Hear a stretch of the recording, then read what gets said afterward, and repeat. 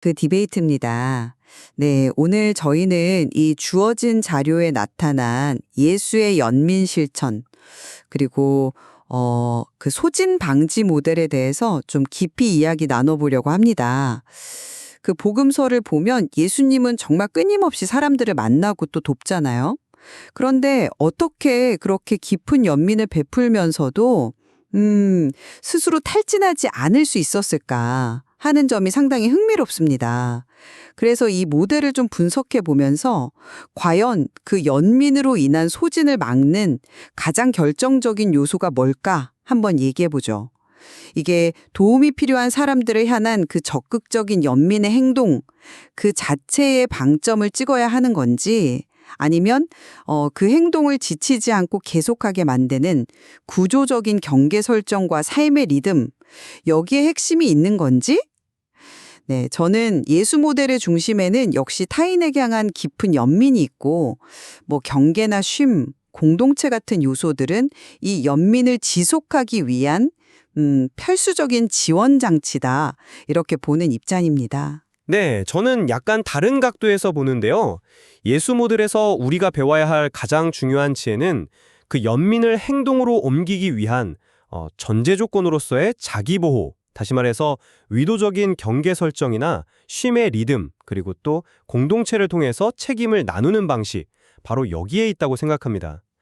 그러니까 행동 이전에 그 행동을 가능하게 하는 그 구조가 어쩌면 더 본질적이다라는 거죠. 네, 그럼 제 입장을 먼저 좀 더 자세히 말씀드려 볼게요. 예수님의 모든 활동을 움직이는 그 근본적인 힘은 역시 그 깊은 연민의 마음에서 나왔다고 저는 봅니다. 그 마음을 이제 성경 원어로는 스플랑크니조마이라고 표현하는데 이게 뭐랄까 마치 내장이 뒤틀리는 듯한 그런 강렬한 공감을 의미하거든요.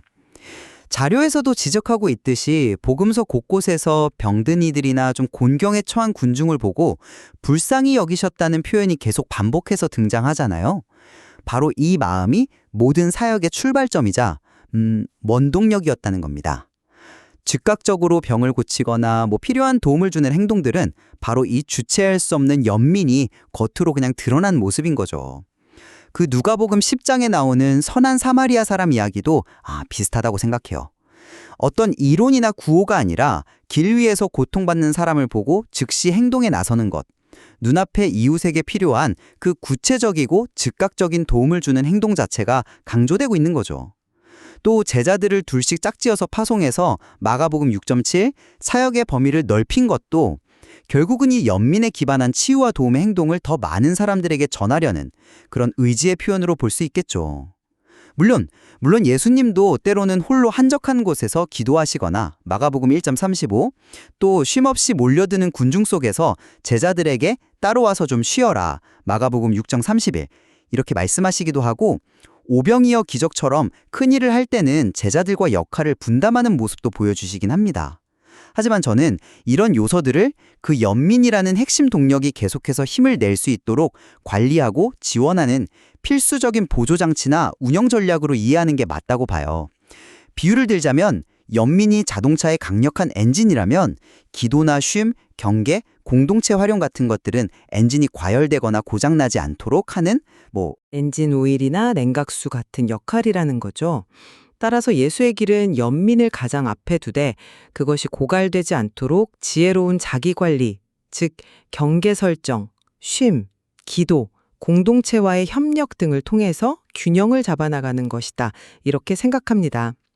결국 지속 가능한 사랑이라는 것은 그 뜨거운 연민의 불씨를 어떻게 지혜롭게 관리하고 계속 타오르게 하느냐의 문제 아니겠습니까? 네, 물론 예수님의 그 연민이 행동의 중요한 동기였다는 점은 저도 부정할 수 없습니다. 맞아요. 하지만 저는 그 모델에서 우리가 주목해야 할 지점, 그리고 오늘날 이 소진 문제로 힘들어하는 많은 분들에게 정말 실질적인 교훈을 주는 부분은 연민의 강도 그 자체가 아니라 오히려 그 연민을 지속 가능하게 만들었던 구조적 장치들에 있다고 봅니다. 방금 말씀하신 기도, 쉼, 경계, 공동체 같은 것들이 단순한 보조장치가 아니라 연민 실천의 필수 전제 조건이자 핵심적인 지혜라는 겁니다. 자료에서도 강조하고 있듯이 예수님께서 새벽 일찍 아무도 없는 한적한 곳으로 물러나 기도하신 행위, 마가복음 1장 35를 한번 생각해 보죠. 이걸 단순히 다음 사역을 위한 에너지 충전 시간으로만 볼 수 있을까요? 저는 그 이상의 의미가 있다고 봐요. 끊임없이 밀려드는 사람들의 요구와 세상의 소음으로부터 의도적으로 자신을 분리하고 보호하는 아주 적극적인 경계 설정 행위의 본질을 보여주는 거죠. 정기적으로 물러나는 것 자체가 중요한 실천이었다는 이야기입니다. 또 제자들에게 와서 따로 한적한 곳에 가서 좀 쉬어라, 마가복음 6장 31고 하신 말씀도 그냥 쉬면 좋지 정도의 권유가 아니라 명령형으로 주어졌다는 점이 중요해요. 쉼이 그냥 있으면 좋은 선택사항이 아니라 연민의 사역을 지속하기 위한 필수 요소, 어쩌면 소진 예방의 신학이라고까지 부를 수 있는 핵심 원리임을 보여주는 대목이죠. 때로는 사람들이 무리한 요구를 하거나 예수님의 의도를 오해하고 왜곡할 때도 있었잖아요. 그럴 때 단호하게 우리가 다른 가까운 마을들로 가자, 거기서도 전도하리니 라고 하시거나 제자들에게 복음을 거부하는 곳에서는 미련 없이 발에 먼지를 떨어버리라 라고 지시하신 것은 모든 요구에 다 응답할 수 없고 또 그럴 필요도 없다는 분명한 한계 인식과 경계 설정의 원리를 보여주는 겁니다. 안식일 규정에 얽매이기보다 안식일이 사람을 위하여 있는 것, 마가복음 2.27이라고 선언하신 것도 저는 비슷한 맥락에서 볼 수 있다고 생각해요. 단순히 규칙을 넘어서는 의미뿐만 아니라 일중숨적인 사고방식에 대한 경고이면서 동시에 규칙적인 회복과 재충전의 시간, 즉 안식이 연민을 지속할 수 있게 하는 중요한 연료임을 강조하는 거죠. 오병이어 기적 때 그 많은 사람들에게 예수님 혼자 떡과 물고기를 나눠주신 게 아니라 제자들에게 역할을 맡기셨잖아요. 이것은 단순히 이를 효율적으로 처리하기 위한 분담이라기보다는 혼자 모든 부담을 짊어지려 하지 않고 책임을 나누는 위임의 지혜를 보여주는 중요한 사례라고 생각합니다. 자료의 결론처럼 공감에서 오는 피로는 경계 없는 선한 의지의 과로에서 비롯되는 경우가 많습니다. 그래서 저는 예수 모델의 정수는 연민이라는 감정의 세기보다는 그 연민을 지속 가능하게 만든 구조적인 지혜, 즉 삶의 리듬, 기도, 경계 설정, 공동체를 통한 책임 분담이라는 자기 보호 메커니즘을 의도적으로 구축하고 실천한 데 있다고 보는 겁니다. 이런 구조적 안정장치가 없다면 아무리 뜨거운 연민이라도 쉽게 소진되거나 심지어 방향을 잃고 왜곡될 수도 있는 거죠. 네, 말씀하신 그 구조의 중요성, 네, 일리가 있습니다. 하지만 물러남의 본질에 대해서는 좀 더 생각해 볼 필요가 있을 것 같아요. 예수님께서 한적한 곳에서 기도하시거나 제자들과 따로 쉬시는 것을 저는 여전히 더 효과적인 연민의 행동을 위한 필수적인 재충전 시간으로 보는 게 더 타당하다고 생각합니다. 아까 엔진 오일 비유를 다시 들자면 엔진이 계속 잘 돌아가려면 오일 교환이나 냉각이 필요하잖아요. 그런 준비 과정이라는 거죠. 실제로 마가복음 1.35에서도 기도하신 후에 곧바로 다시 사람들에게 나아가 전도하시는 모습이 이어지거든요. 그러니까 그 물러남은 결국 다시 세상 속으로 들어가서 연민을 실천하기 위한 준비 단계, 즉 행동이라는 목적을 이루기 위한 좀 수단적인 성격이 강하다. 이게 제 생각입니다. 네, 재충전의 의미도 분명히 있겠죠. 하지만 그걸 단순히 다음 행동을 위한 준비 과정이나 수단으로만 보는 건 예수님의 그 행위가 가진 깊이를 좀 놓치는 것 같아요. 저는 그 물러남 자체가 세상의 끊임없는 요구와 기대, 또 소음으로부터 자신을 의도적으로 분리하고 지키는 적극적인 경계 설정 행위, 그 자체로 의미가 있다고 봅니다. 말씀하신 것처럼 기도 후에 다시 나아가시지만 그 이전에 물러나는 행위 자체가 있었다는 점이 중요해요. 이건 마치 세상 속으로 더 깊이 들어가기 위해서 역설적으로 세상과 거리를 두는 것과 같다고 할까요? 자료에서 정기적 철수라고 표현한 게 바로 이런 의미일 겁니다. 이건 다음 행동을 위한 준비를 넘어서 지속 가능성 자체를 위한 본질적인 구조적 행위라고 봐야 하지 않을까요? 어쩌면 그 물러남 자체가 이미 연민의 한 표현 방식일 수도 있고요. 자신을 지키는 것이 결국 타인을 위한 연민을 지속 가능하게 하니까요. 그렇다면 경계 설정의 목적은 주로 어디에 있다고 보시는 건가요? 저는 예수님께서 때로는 어떤 요구를 거절하시거나 다른 동네로 가자, 마가복음 1장 38, 제자들에게 받아들여지지 않는 곳에서는 미련을 두지 말라, 먼지를 떨어버리라, 마태복음 10점 14고 하신 것을 한정된 시간과 에너지라는 자원을 가지고 가장 필요한 곳에 집중하기 위한 일종의 전략적 선택으로 이해합니다. 모든 사람의 모든 필요를 다 채워줄 수는 없으니까요. 마치 그 선한 사마리아인 이야기 누가복음 10장에서처럼 지금 당장 내 도움이 필요한 가장 가까운 이웃에게 집중하기 위해서 다른 요구들과는 선을 긋는 뭐랄까 효율적인 경계 설정이라는 거죠. 연민의 효과를 극대화하기 위한 어찌 보면 지혜로운 자원 배분이라고 할까요? 효율성 측면도 전혀 없다고는 할 수 없겠죠. 네. 하지만 저는 그 경계 설정을 단순히 효율성의 문제로만 축소해서는 안 된다고 생각합니다.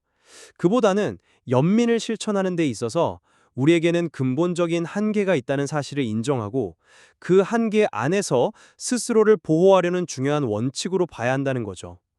효율성은 어쩌면 부수적인 결과일 뿐이고 핵심은 자기 보호에 있다는 겁니다. 자료에서도 인용된 내 이웃을 내 자신과 같이 사랑하라 마태복음 22.39는 말씀이 중요한 단서가 된다고 생각해요. 이웃을 사랑하되 그 기준점이 바로 자신을 사랑하는 것, 즉 자기 돌봄이라는 거잖아요. 그러니까 자기 돌봄은 이웃 사랑의 선택사항이 아니라 필수적인 전제 조건이라는 거죠. 나 자신이 건강하게 서 있지 못하면 어떻게 다른 사람을 제대로 사랑하고 돌볼 수 있겠어요? 그런 연민은 지속될 수도 없고 오히려 자신과 타인 모두에게 해가 될 수도 있습니다. 따라서 경계 설정은 효율성을 높이기 위한 전략이기 이전에 지속 가능한 사랑과 연민을 위한 자기 보호의 본질적인 행위라고 봐야 한다는 게 제 생각입니다. 자신을 지키는 것이 곧 이웃을 제대로 사랑할 수 있는 기반이 되는 거죠. 자기 보호의 중요성에는 저도 물론 동의합니다. 하지만 결과 위임에 대한 해석은 조금 결이 다른 것 같아요. 겟세마네 동산에서 내 뜻대로 마옵시고 아버지의 뜻대로 하옵소서 누가복음 22.42라고 기도하신 것처럼 저는 이런 모습이 우리가 최선을 다해서 연민을 행동으로 옮기되 그 행동의 결과에 대해서는 지나치게 집착하거나 내가 모든 것을 통제할 수 있다고 생각하지 말고 더 큰 흐름에 맡기는 태도를 배우라는 의미가 강하다고 봅니다. 이것이 연민의 행동 자체를 주저하게 만들거나 행동의 범위를 의도적으로 축소하라는 뜻은 아닐 거예요. 오히려 행동은 담대하게 하되 그 결과에 대해서는 겸허하게 받아들이고 신뢰하는 마음가짐을 이야기하는 것이 아닐까요? 결과에 대한 태도 문제라는 점에는 공감합니다. 하지만 저는 그 결과 위임이 단순한 마음가짐을 넘어서 우리가 흔히 빠지기 쉬운 함정, 자료에서 말하는 소위 메시아 콤플렉스에서 벗어나게 하는 중요한 역할을 한다고 봅니다. 세상의 모든 문제를 내가 다 해결해야 하고 모든 고통을 내가 다 짊어져야 한다는 그 과도한 부담감 말입니다. 아버지의 뜻대로라는 말 속에는 내 능력과 책임의 한계를 인정하고 내가 할 수 있는 최선을 다하되 그 결과는 내 손을 떠난 영역에 있다는 것을 받아들이는 의미가 담겨 있다고 생각해요. 이것은 결과적으로 우리가 무한정 행동해야 한다는 내적, 외적 압박감에서 벗어나게 해줍니다. 바로 이 지점에서 소진을 막는 핵심적인 기제가 작동하는 거죠. 이거니까 결과에 대한 집착을 내려놓는 것이 역설적으로 우리가 감당할 수 있는 현실적인 연민 행동의 범위 자체를 조절하게 만드는 효과를 가져온다는 겁니다. 내가 모든 결과를 책임질 수 없다는 인식이 무분별하게 행동을 확장하려는 욕구나 압박에 브레이크를 걸어주는 역할을 하는 셈이죠. 이건 역시 구조적인 안전장치의 일부라고 볼 수 있습니다. 흥미로운 해석이네요. 결과 위임이 행동 범위 조절 효과까지 가져온다는 관점은 미처 깊이 생각해보지 못했습니다. 자, 그럼 이제 마지막 쟁점인 공동체와 위임, 커뮤니티 앤 델리게이션의 역할로 넘어가 볼까요? 이 부분에서도 관점 차이가 좀 있을 것 같은데요. 저는 예수님께서 제자들을 둘씩 짝지어 파송하시거나 마가복음 6.7, 오병이어 기적 때 제자들에게 음식을 나누는 일을 맡기신 것, 마가복음 6.39에서 40일 관련 내용 추정을 보면 연민의 사역을 혼자 할 때보다 함께 할 때 더 효율적이고 광범위하게 확장할 수 있다는 점을 중요하게 보신 것 같아요. 일종의 협력을 통한 시너지 창출 전략이라고 할까요? 함께 함으로써 더 많은 사람에게 더 효과적으로 연민을 실천하고 그 영향력을 증폭시킬 수 있다는 그런 계산이 깔려 있다는 거죠. 네, 시너지 효과나 사역 확장이라는 측면도 분명히 있었을 겁니다. 하지만 저는 공동체와 위임의 더 핵심적인 기능은 개인이 혼자 감당하기에는 너무 벅찬 정서적, 물리적 부담을 구조적으로 분산시키는 데 있다고 강조하고 싶습니다. 그래야만 소진되지 않고 지속할 수 있으니까요. 자료에서 언급된 분업 구조라는 표현이 이 점을 잘 보여준다고 생각해요. 이것은 단순히 효율성을 높이는 차원의 문제가 아니라 각자에게 맞는 역할을 나누고 책임을 분담함으로써 어느 한 사람이 모든 무게를 짊어지고 쓰러지는 것을 막는 안전장치로서의 의미가 더 크다는 거죠. 오병이어 때 예수님이 혼자 다 하셨다면 아마 그 자리에서 탈진하셨을지도 몰라요. 제자들에게 역할을 위임함으로써 예수님 자신도 보호하고 제자들도 사역에 동참시키는 효과를 얻은 거죠.